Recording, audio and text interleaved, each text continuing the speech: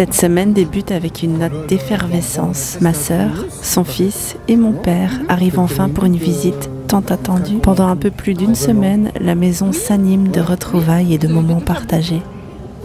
Et donc c'est le départ des trains aussi. Momo est ravie de retrouver son petit cousin et je prends plaisir à les voir tisser ensemble des liens innocents et joyeux. Dans le train, ils s'occupent l'un de l'autre, bavardent, rient et leur éclat de complicité me réchauffe le cœur. C'est un spectacle attendrissant, presque magique.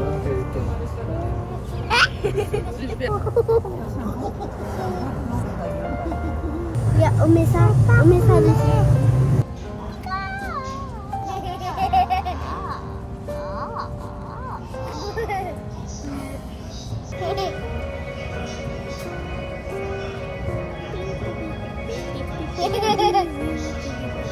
Nous allons à Shibuya, ce quartier incontournable que mon père et ma sœur rêvaient de découvrir. Enfin, il avait déjà vu, mais il voulait le redécouvrir plutôt. Nous nous perdons dans un dédale de bâtiments qui scintillent même en plein jour, leurs écrans géants clignotant sans relâche.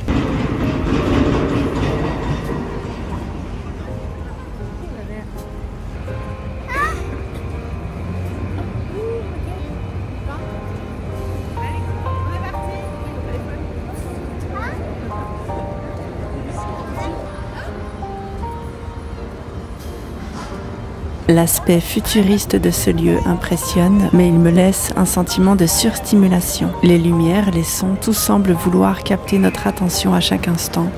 Ce n'est pas ce que je préfère, moi je cherche la sérénité des paysages ouverts et l'harmonie de la nature. Pourtant, je reconnais que cette pollution visuelle est aussi ce qui fait la singularité et la popularité de Shibuya.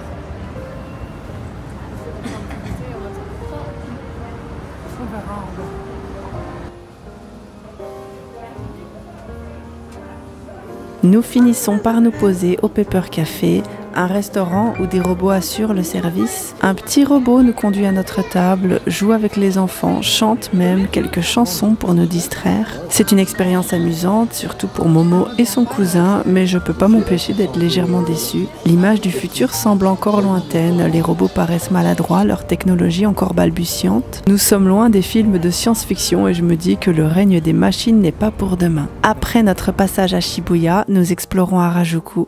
Ce quartier emblématique de Tokyo, connu dans le monde entier pour sa créativité, son excentricité et sa culture de la mode. Harajuku est souvent décrit comme le cœur de la jeunesse tokyoïte, un lieu où la culture kawaii et les tendances avant-gardistes se rencontrent. Les rues, particulièrement Takeshita Street, regorgent de boutiques de vêtements, d'accessoires et de snacks aussi délicieux que colorés. Parmi les incontournables de Harajuku, il y a les crêpes japonaises, une spécialité qui reflète l'esprit ludique et inventif du quartier. Contrairement aux crêpes traditionnelles françaises, les crêpes de Harajuku sont roulées en cône pour être facilement dégustées dans la rue. Elles sont souvent généreusement garnies de crème chantilly, de fruits frais comme les fraises et les bananes, mais aussi de gâteaux au fromage, de brownies ou même de boules de glace.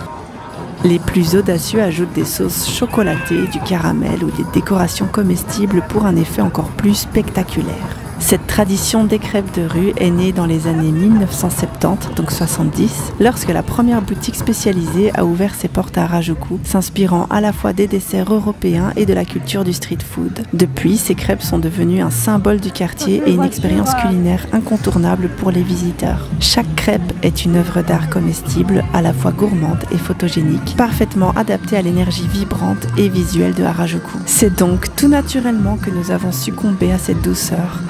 Déguster une crêpe dans cette ambiance effervescente, entourée de jeunes habillés dans des styles audacieux et de touristes curieux, était un plaisir à part entière. Ce genre de moment rappelle pourquoi Harajuku est un lieu unique, où chaque détail, même celui d'une simple crêpe, contribue à l'expérience. Personnellement, même si Harajuku est un quartier très sympathique et agréable à visiter, je me rends compte que ma relation avec cet endroit a évolué avec le temps. Je me rappelle la première fois que j'y suis venue, il y a plus de 10 ans maintenant. À l'époque, j'étais intriguée, mais pas forcément émerveillée, car je suis pas une grande amatrice de la mode ou de la pop culture japonaise. Enfin, à l'époque, les mangas, si, mais peut-être pas vraiment la façon de s'habiller.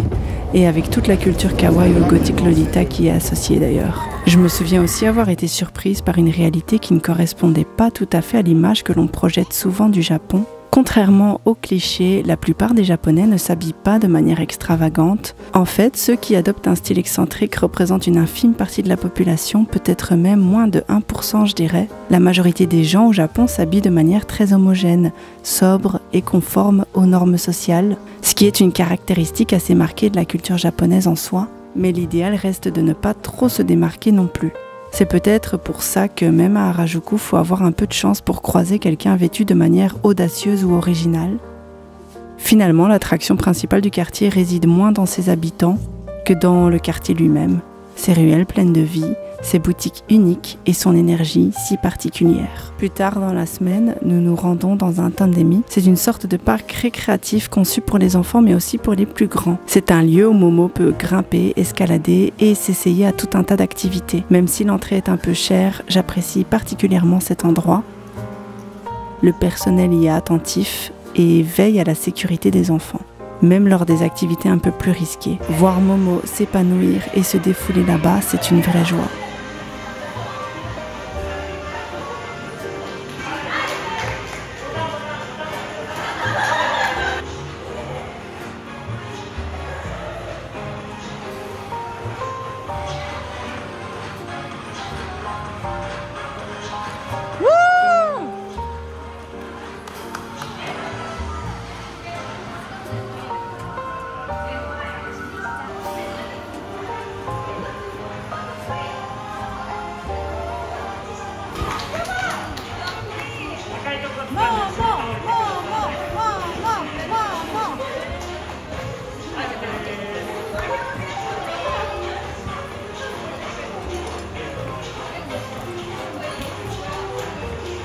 C'est super, maman!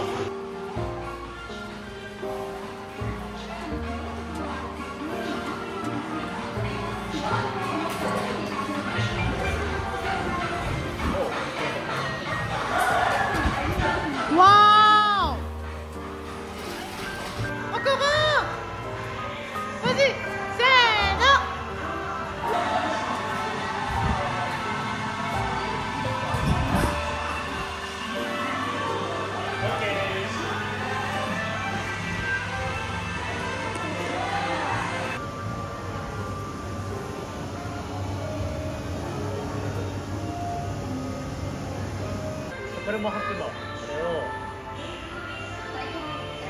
Je comprends qu'il y ait des chaussettes partout ici. Mettre des chaussettes. Oh purée, mon frère!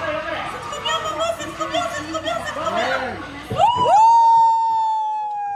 Après cette escapade, mon papa et moi allons faire les courses. Il semble fasciné par les produits japonais et prend son temps à explorer les rayons, en particulier celui des fromages. Mais hélas, les fromages importés ici, surtout ceux venant de France ou d'Europe, sont souvent décevants. Leur goût rappelle parfois le plastique et leur texture n'est pas à la hauteur. Le prix, lui, est tout aussi impressionnant, exorbitant, mais ça ne nous a pas empêché de remplir notre panier avec quelques bons produits pour préparer des petits repas.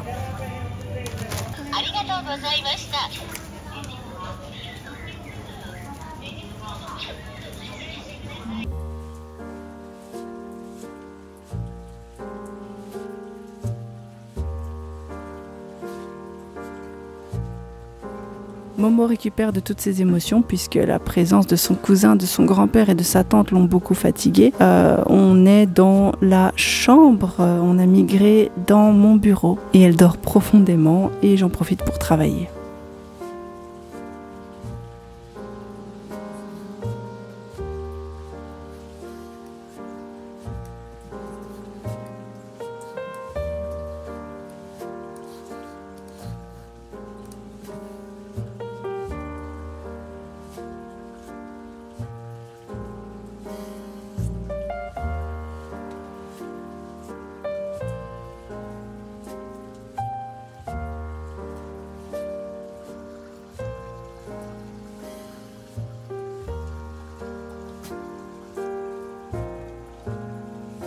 Plus tard dans la semaine, nous partons à Kamakura où nous dégustons des spécialités locales.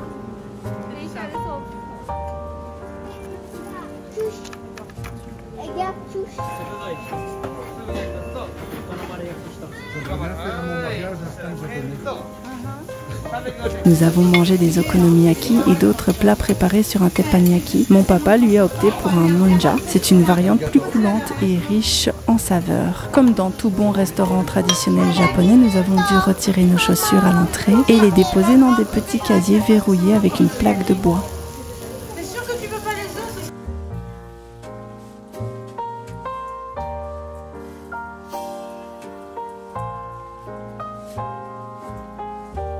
Ce sont ces petits détails qui rendent l'expérience encore plus authentique et mémorable. Oui, tu mets tout mon passement.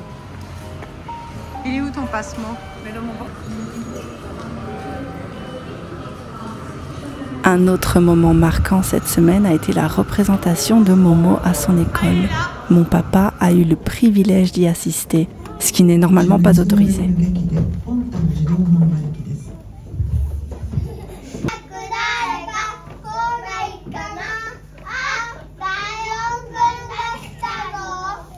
Habituellement, seuls le papa et la maman peuvent être présents, mais la directrice a fait une exception puisque le papa de Momo n'était pas là. Mon papa a donc pris sa place pour cet événement si spécial. Momo était aux anges, heureuse d'avoir 2 personnes venues la soutenir pour la première fois. Malheureusement, comme le nombre d'invités était limité, ma sœur et son fils n'ont pas pu assister à la représentation. C'est quelque chose que j'ai trouvé assez dommage.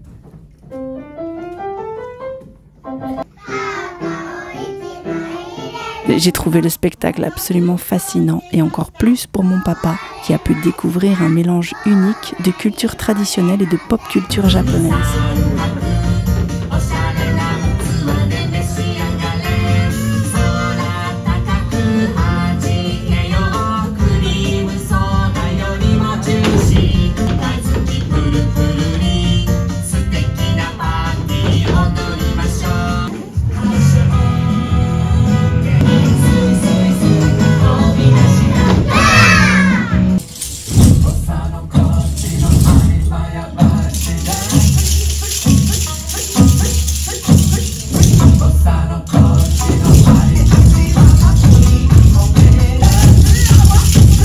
Poa, dans son rôle de petite idole japonaise, a offert une danse colorée et pétillante, pleine de joie et d'énergie.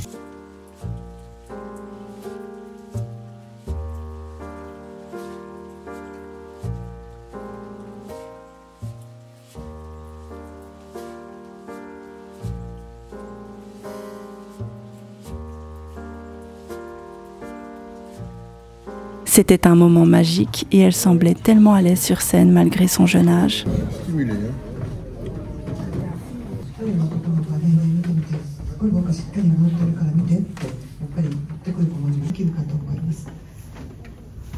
Le spectacle intégrait également de nombreuses représentations de contes et légendes folkloriques japonaises interprétées avec brio par les élèves. Comme à chaque fois, j'ai été impressionnée par le niveau des performances. Pour moi, ça n'a rien à voir avec ce que j'ai pu voir aux États-Unis, ni avec mes propres souvenirs d'enfance. Ici, le niveau semble incroyablement élevé pour leur âge. Je ne porte pas de jugement de valeur à ce sujet, car je ne sais pas si cette exigence est une bonne ou une mauvaise chose.